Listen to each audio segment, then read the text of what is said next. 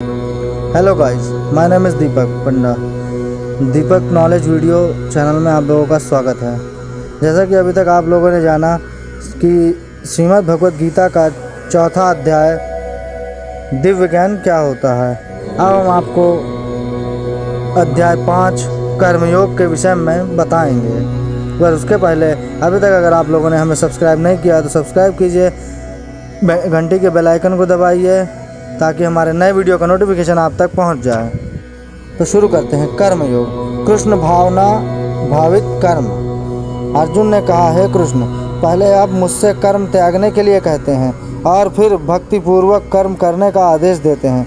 क्या आप अब कृपा करके निश्चित रूप से मुझे बताएंगे कि इन दोनों में से कौन अधिक लाभप्रद है। दूसरा श्लोक। श्री भगवान ने उत्तर दिया, मुक्ति के लिए तो कर्म का परित्याग तथा भक्तिमय कर्मयोग दोनों ही उत्तम हैं, किंतु इन दोनों में से कर्म के परित्याग से भक्तियुक्त कर्म श्रेष्ठ है। तीसरा श्लोक। जो पुरुष न तो कर्मफलों से घृणा करता है और न कर्म फल की इच्छा करता है, वह नित्य सन्यासी जाना जाता है।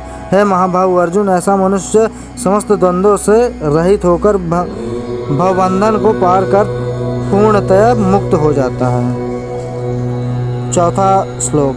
अज्ञानी ही भक्ति को भौतिक जगत के विश्लेषणात्मक अध्ययन से भिन्न कहते हैं।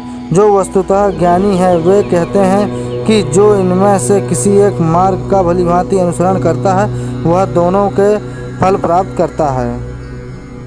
पांचवा श्लोक। यह जो जानता है कि विश्लेषणात्मक अध्ययन द्वारा प्राप्त स्थान भक्ति द्वारा भी प्राप्त किया जा सकता है और इस तरह जो सांख्य योग तथा भक्ति योग को एक समान देखता है वही वस्तुओं को यथारूप में देखता है। छठा श्लोक।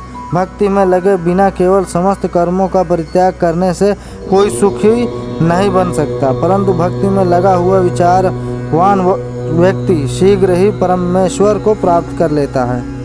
सातवां श्लोक। जो भक्तिभाव से कर्म करता है, जो विशुद्ध आत्मा है और अपने मन पर इंद्रियों को वश में रखता है, वह सबको प्रिय होता है और सभी लोग उसे प्रिय होते हैं। ऐसा व्यक्ति कर्म करता हुआ भी कभी नहीं बंधता।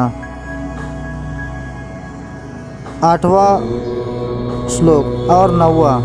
दिव्य भावनामृत युक्त पुरुष देखते, सुनते, स्पर्श करते, सूंघते, खाते, चलते फिरते, सोते तथा श्वास लेते हुए भी अपने अंदर में सदैव यही जानता रहता है कि वास्तव में वह कुछ भी नहीं है करता।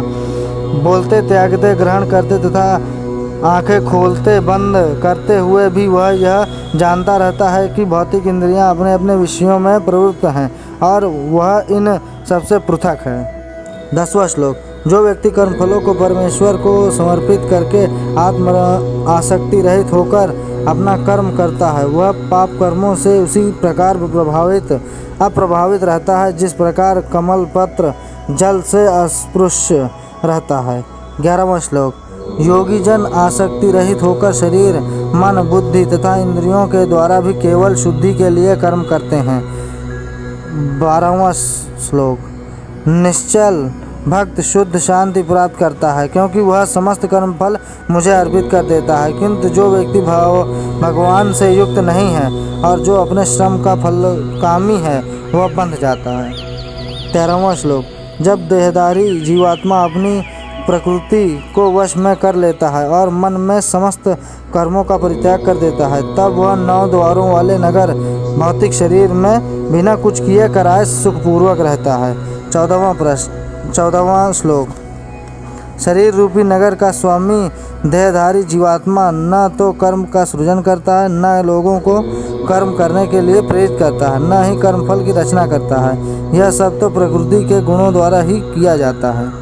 15वां श्लोक। परमेश्वर न तो किसी के पापों को ग्रहण करता है न पुण्यों को, किंतु सारे देहधारी जीव उस अज्ञान के कारण मोहग्रस्त रहते हैं जो उनके वास्तविक ज्ञान को आच्छादित किए रहता है। इसके बाद के श्लोक हम आपको अगले वीडियो में बताएंगे।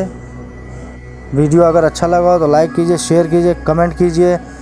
कि आपको कौन से टॉपिक्स पे वीडियो चाहिए, और इसके पहले की वीडियो को अगर देखना हो तो डिस्क्रिप्शन बॉक्स में लिंक दिया हुआ है, वहाँ पर जाके देख सकते हैं। Thank you.